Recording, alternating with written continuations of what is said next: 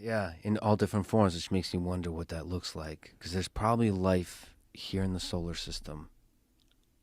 On probably if it might be dead, but maybe living on Mars, then Titan, the different moons throughout, and what the fucking thing looks like.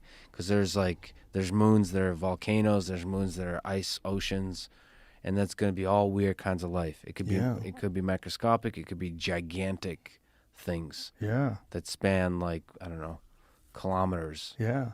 I don't know why I say kilometers, Well, how miles. about the fucking the mushroom growth that's in the Pacific Northwest? Yeah, The mycelium growth that's literally the largest physical organism that's on that Earth. counts as one organism. Yeah, they think of it as one organism, and it's conscious.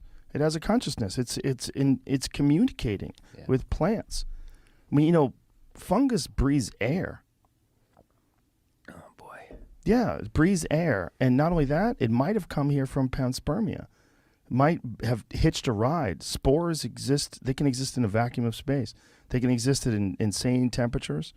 They could have come here, like psilocybin and all these like psychoactive compounds that Terence McKenna believed were responsible for the development of the human brain, the doubling of the human brain over a period of 2 million years.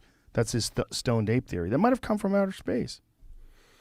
There's this idea. I don't know where I read this. I think Robin Hansen. It doesn't matter. But this idea that a super advanced alien civilization planted life somewhere in our galaxy, in this local pocket around our solar system, and then the aliens we're seeing now are just our local neighbors. They're like similarly advanced as us because they started out at the same similar time.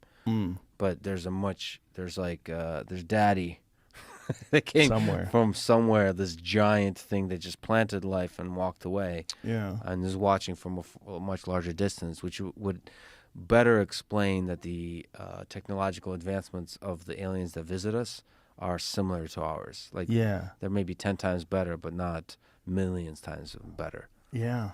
So that's an Oh. interesting that we have a bunch of neighbors, and that in that case, Elon and the rockets will help us find those neighbors. That there's hope. Well, look at it this way. If you had neighbors and your neighbors were a bunch of 18-year-old kids with guns Yeah. that maybe even admired you if they met you, like, Lex Fridman, Yeah. what are you doing around here? Yeah. Well, I'm trying to get you guys to stop fucking blowing up refrigerators in your backyard. Yeah. Like you guys Yeah. are doing stupid shit and it's causing real fucking problems in the Yeah. world.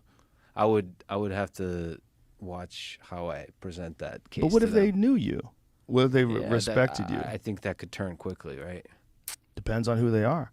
I feel like if there was a bunch of 18-year-old dudes that were UFC fans, I could probably knock on their door and talk to them. And talk them out of the refrigerator. I could probably activities. explain that what you're doing by putting